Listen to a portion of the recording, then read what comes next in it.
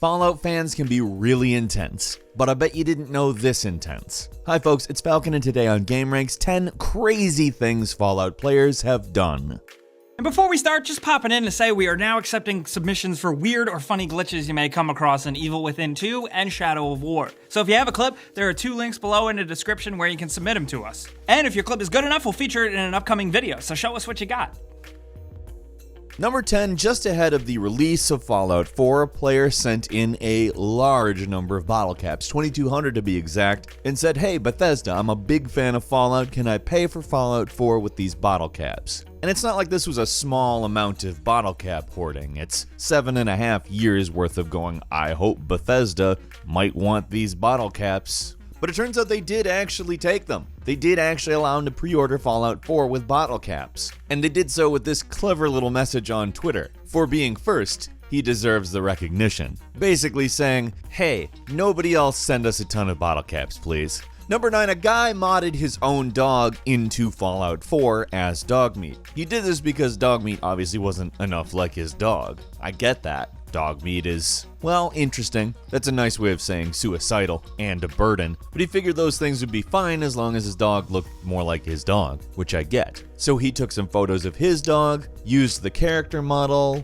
projected them as textures on, and really it looks quite a bit like his dog. Pretty impressive, honestly. Good work, cool dog guy. Number 8, a gentleman made a Fallout Vault-Tec themed door for his gaming room in his house. And this doesn't just look like a vault door, it opens like a vault door as well. You have to actually pull it out and roll it, which is both fun and cool, but I also think it's pretty funny that when you look beyond it, you just see like a couch and a table. It's just a funny little contrast to this extremely well-made prop that's in this guy's house. Number 7, a Russian guy decided to sue Bethesda because he claims he lost his wife and his job because he got addicted to Fallout 4.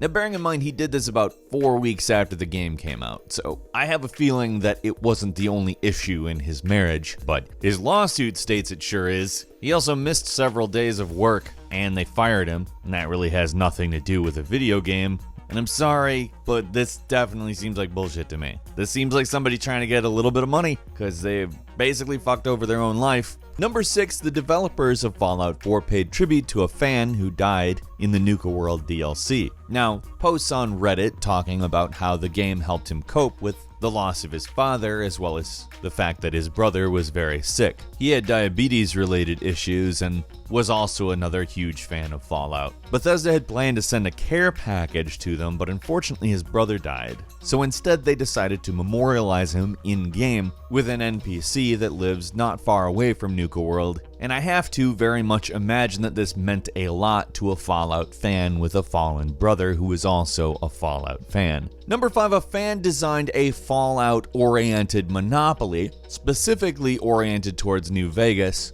and it's cool as shit. It does a good job following the progression, starting you off in Camp Searchlight or Vault 22 as your first property.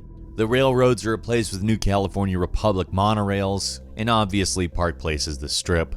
Duh. Number 4, since Fallout 4 doesn't have a weapons condition system, you know, where weapons fall apart after use because they are physical objects and use causes wear, a fan rendered what it would look like if, say, a plasma gun might come apart. The consequences of wear on Fallout 4's weapons would be just a little bit more dire. For instance, it could burn your hands because it was a large energy pulse, may irradiate you. And not only does it look pretty cool, but the guy who animated it is pretty talented. He also did a render of a Nuka-Cola bottle that looks pretty much photorealistic. It's pretty badass. Number 3, the ways in which various Let's Players have played Fallout that totally changed the game. For instance, there's a Let's Play where a guy played Fallout 3 with the explicit intent of killing every single person in the game. Another Let's Player played the slowest version of Fallout 3 possible, playing as the baby. Got out of the room before the dad picked him up and just went off into the wasteland. And of course there's speedrunning, which involves basically breaking the game without breaking it too far to stop playing it, so you can get through parts of the game faster. Somebody's actually made it to the end of the game in 15 minutes, 14 minutes and 54 seconds to be exact. And that's totally wild. They do it by tricking the game, by exploiting bad logic and glitches, and a lot of quick saving and quick loading. Number 2, this isn't so much something a gamer did, but something that was done to him, and not even on purpose. A gentleman by the name of Ben Rose was in his apartment playing Fallout 4 when a car drove through his apartment and hit him,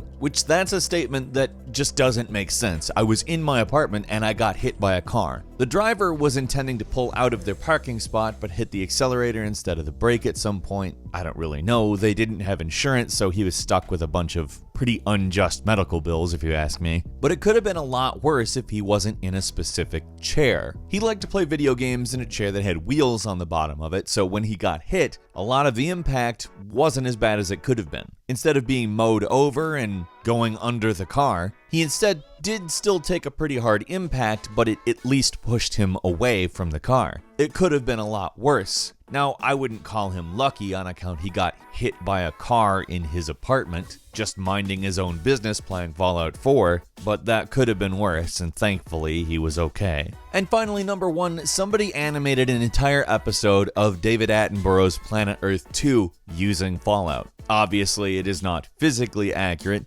It's using locations and mods from within Fallout 4, and, well, most of the animals are definitely not real animals or even representations of. But hey, it's pretty cool. If it gets people to watch an episode of David Attenborough's Planet Earth 2, in which they could actually learn some things, that's not so bad. And a bonus because why not? A Fallout 4 mod deleted the Creation Club ad in Fallout 4. In the PC version of Fallout 4, the main menu has a Creation Club news section up on the top of it, and, well, somebody created a mod to get rid of it because fuck that. Good stuff, Inacoma Dial 999. Paid mods. Psh. What's something crazy you've done in Fallout? Leave a comment, and if you enjoyed this video, click like. If you're not subscribed, now would be a good time to do so. We upload brand new videos every day of the week, and the best way to see them first is, of course, a subscription.